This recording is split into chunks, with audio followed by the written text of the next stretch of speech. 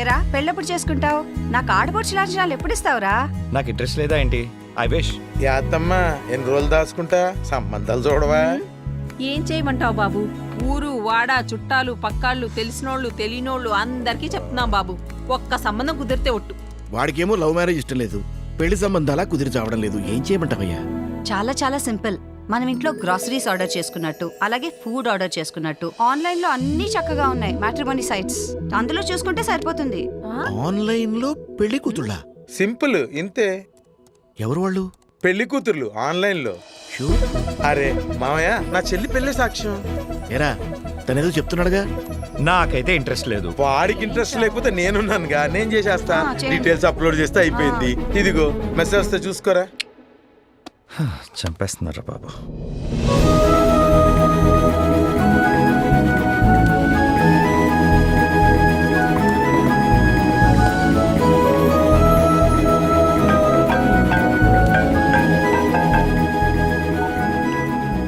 Hello.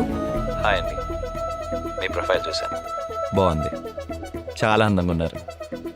నేను మీ profile చూశాను, నాకు మీరు నచ్చారు.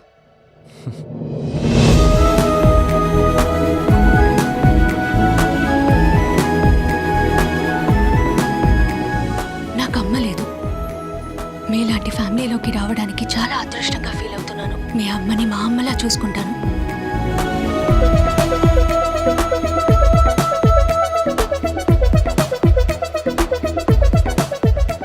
Hi. Hi. Advance happy birthday. Thank you. Actually మీ బర్త్డేకి మీకోసం ఒక గిఫ్ట్ పంపిస్తున్నాను. హే, నో నీడ్, నాకు ఇలాంటివన్నీ నచ్చవు. నా గిఫ్ట్ మన ప్రేమకి గుర్తుగా. అండ్ వెరీ ఇంపార్టెంట్ ఇవన్నీ.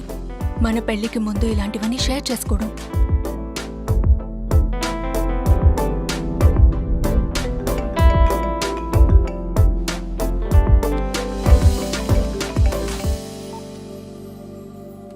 హలో.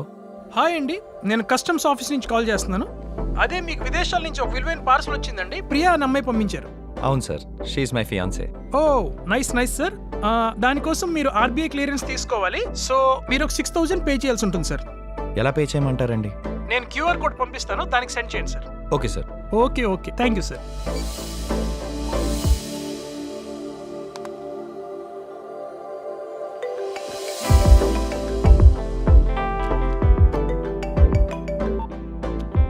హలో సార్, చెప్పడం మర్చిపోయా, మీరు ఎక్స్ట్రా 900 రూపీస్ జిఎస్టీ కూడా పే చేయాల్సి ఉంటుంది sir. Okay okay okay, thank you sir.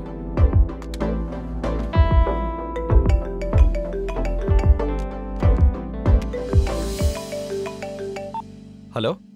Hello brother, ఇప్పుడే నేను మీ పార్సల్ని స్కాన్ చేశాను. అందులో ఇల్లీగల్ ఐటమ్స్ ఉన్నాయి.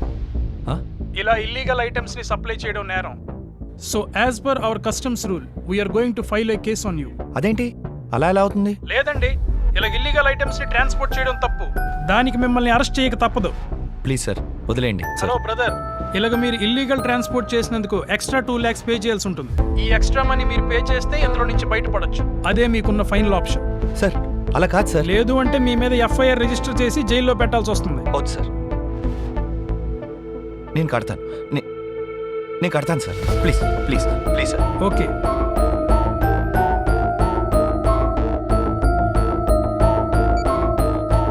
ఏంటంటే లాయర్ గారు, ఏంటంటే మోసాలా? ఇదేం చూసారండి, మీ వాడిని అమ్మాయి మోసం చేసింది. మొన్నొకడిని అబ్బాయి అమ్మాయిలా మాట్లాడి మోసం చేసి 10 లక్షలు దొబ్బేశాడు. ఓడి అమ్మాయి, ఏం టెక్నాలజీలు అండి. ఒరే, మన కేసే బెటర్ అనుకుంటా. పదని కేసేటేద్దాం. అదండి.